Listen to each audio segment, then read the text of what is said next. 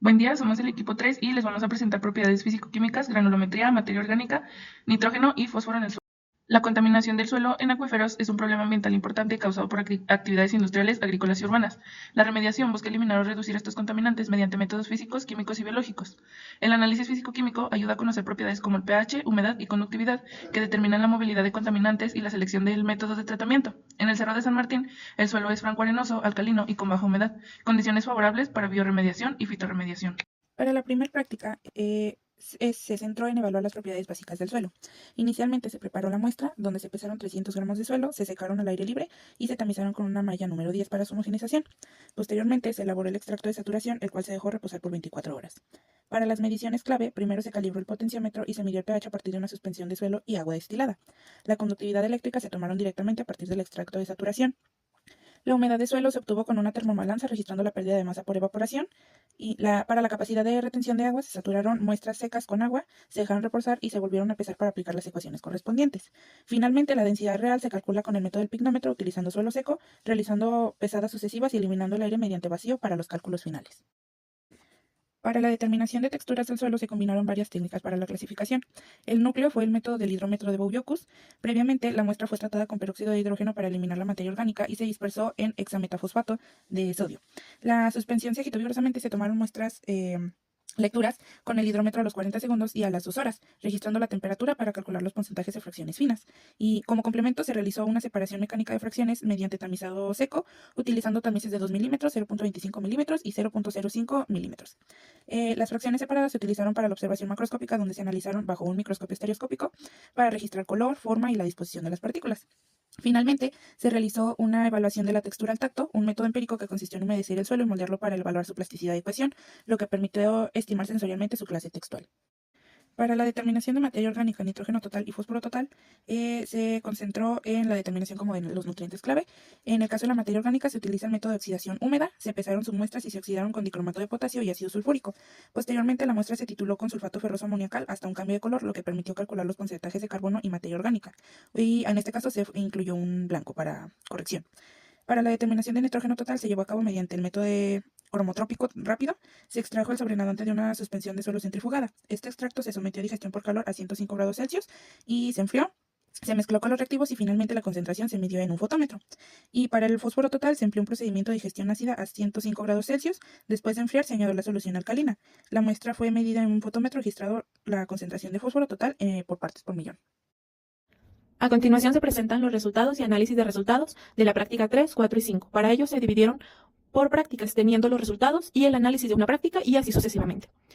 Para iniciar se tienen los resultados de la práctica 3, que son las propiedades físico-químicas del suelo. Para ello se realizó tanto pH como humedad por duplicado para tener un valor más acercado. Es por ello que para el caso del pH, en la muestra número 1 se determinó un valor de pH de 8.1, mientras que en la muestra 2 un pH de 8.5. Para la conductividad del suelo se obtuvo una conductividad de 459 con una temperatura de 25 grados centígrados.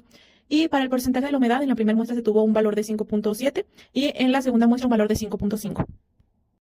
Continuando con los resultados de la práctica 3, también se determinaron los pesos para la determinación de la capacidad de retención de agua, donde se pesó el papel filtro seco, húmedo y con suelo húmedo después de 24 horas. Luego de ello también tenemos los pesos para la determinación de la densidad real, donde se utilizó el pignómetro y se pesó este seco, seco con muestra de suelo y agua, y el pignómetro nada más seco con agua. Aquí también se muestran los pesos en gramos. El suelo muestreado presentó una alta alcalinidad, lo que indica una concentración elevada de bases intercambiables como el calcio, magnesio y sodio. Esto limita la disponibilidad de micronutrientes esenciales como el fósforo, hierro, manganeso y zinc, afectando la fertilidad y la capacidad de remediación del suelo. La mayoría de las bacterias y hongos degradadores presentan una actividad óptima en rangos cercanos a la neutralidad, entre 6 y 8, por lo que estos valores más altos, como en este caso se dio, reducen la viabilidad microbiana y la eficiencia del proceso de bioremediación. Se requiere pues, la adición de agentes acidificantes que optimicen la actividad microbiana y la eficiencia del tratamiento. En cuanto a la capacidad de retención de agua, pues esta nos determina la cantidad de agua que puede contener el suelo después del drenaje que se da por acción de la gravedad. Este parámetro influye en la disponibilidad de agua para las plantas, la movilidad de los contaminantes y la eficiencia de las tecnologías de remediación. En las muestras que se analizaron del Cerro de San Martín, pues los valores obtenidos de 30.54 y de 41%, pues nos indica una capacidad media a moderadamente alta de retención, lo que quiere decir que hay un equilibrio entre la porosidad y la retención hídrica. La humedad del suelo que se determinó pues fue de 5.71% y 5.50% para las dos muestras.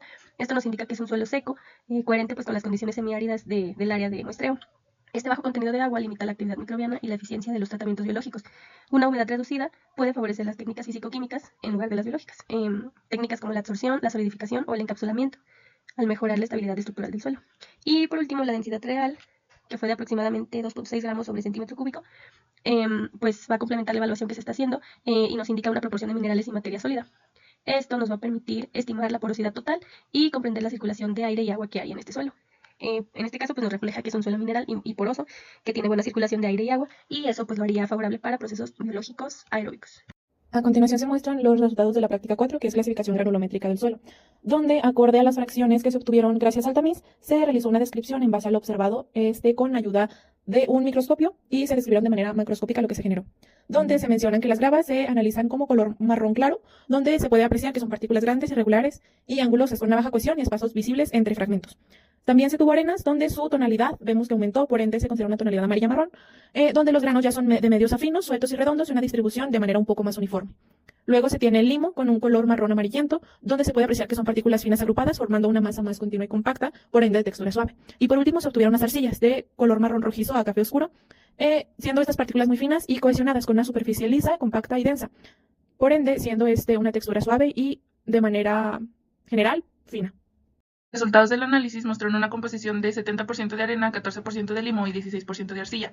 Al graficar estos datos en el triángulo textural del USDA, el punto de intersección se ubicó dentro de la categoría de suelo franco-arenoso. Este tipo de suelo se caracteriza por tener alta permeabilidad, buena aireación y una retención de agua moderada, lo que lo hace adecuado para cultivos con buen drenaje, aunque su capacidad de retener nutrientes es menor que en suelos más finos. Para confirmar esta clasificación, se compararon los resultados obtenidos mediante dos métodos distintos.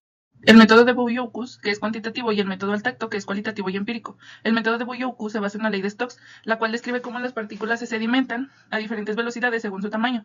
Por otro lado, el método al tacto permite una validación rápida en campo, aunque su precisión depende de la experiencia del analista y de la humedad de la muestra. Aun con estas diferencias, ambos métodos coincidieron en los resultados, indicando una textura intermedia entre arenosa y franca con buena permeabilidad y cohesión moderada. Esto demuestra que, aunque el método del tacto puede ser subjetivo, se vuelve confiable al complementarse con un análisis cuantitativo. Mediante el microscopio estereoscópico se observó una clara relación entre el tamaño de las partículas y la textura del suelo. Las gravas mostraron partículas grandes e irregulares con baja cohesión y alta porosidad. Las arenas fueron más finas y uniformes, con compactación moderada. El limo presentó partículas muy pequeñas y suaves con cohesión media, y las arcillas extremadamente finas y compactas mostraron alta retención de agua y plasticidad. En conjunto, estos resultados confirman la textura franco-arenosa, ya que hay un equilibrio entre partículas gruesas que aportan aireación y partículas finas que retienen humedad y nutrientes. A medida que el tamaño de partículas disminuye, aumenta la cohesión y la capacidad de retener agua, lo que influye directamente en el comportamiento del suelo. La textura del suelo influye de manera significativa en la efectividad de las tecnologías de remediación. En este tipo de suelos, la alta permeabilidad y buena aireación favorecen la bioremediación y la fitorremediación, ya que permiten una mayor difusión de oxígeno y un mejor transporte de nutrientes. Sin embargo, esa permeabilidad puede facilitar la migración de contaminantes solubles hacia capas más profundas, por lo que se requiere un control hidráulico adecuado durante los procesos. En cambio, los suelos arenosos tienden a retener los contaminantes, pero dificultan la infiltración y la aireación, lo que limita algunos métodos. Por esto, conocer la textura del suelo mediante el método de Bouillot-Cousse es esencial para seleccionar la estrategia de remediación más efectiva, dependiendo del tipo de contaminante y las condiciones del terreno.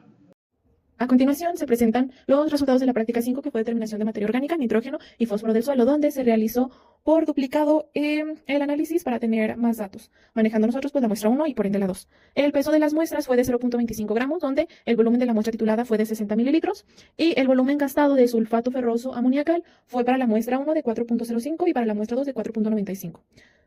Para la determinación de contenido de nitrógeno y fósforo total, se obtuvo un contenido de nitrógeno total en partes por millón de 182 y para el fósforo total de 2.1, teniendo una deficiencia de fósforo. Ya analizando los resultados anteriores, se determinó y se muestra aquí en la gráfica el contenido de materia orgánica y por ende carbono orgánico del sitio. La materia orgánica actúa como principal fuente de energía y sustrato para las comunidades microbianas, que son las responsables de la degradación de los contaminantes, además de que ayuda en la estructura del suelo y por ende su capacidad de retención hídrica. Por lo que un contenido reducido de carbono orgánico implica menor disponibilidad energética y menor respiración microbiana. Por tanto, una bioremediación más baja, que es lo que nos importa en esta práctica. Es por ello que cuando la materia orgánica se determina como limitada, se recomienda la aplicación de enmiendas orgánicas controladas para reactivar la microbiota. Y es importante, por ejemplo, en estos casos, acompañar la enmienda con monitoreo para ajustar dosis y verificar incrementos de la actividad degradadora. Teniendo en cuenta lo anterior, los datos demuestran que aunque el nitrógeno es suficiente, el fósforo está en niveles bastante bajos, lo que junto con el carbono orgánico bajo limita la producción de ATP y la división celular, por lo que se menciona o se sugiere una bioestimulación o una incorporación de materia orgánica o incluso considerar el uso de consorcios microbianos para poder elevar esta limitación de fósforo que se tiene. Por lo que además estos resultados implican que el suelo por sí solo no es capaz de sostener una actividad microbiana alta en procesos de degradación. Por lo que en estos casos se recomienda una estrategia de bioremediación asistida con nutrientes, principalmente enfocados en la suplementación fosfatada para permitir maximizar esta actividad microbiana. Después de realizar las 3 prácticas, encontramos que el suelo del Cerro de San Martín presenta una textura franco-arenosa, pH alcalino y baja humedad, con buena aireación y retención moderada de agua. Su baja salinidad y densidad típica de suelos minerales lo hacen apto para procesos biológicos, aunque la escasa disponibilidad de fósforo limita su fertilidad y los procesos biológicos. En general, el suelo ofrece condiciones favorables para la bioremediación, siempre que se realicen ajustes en el pH y en el balance nutrimental.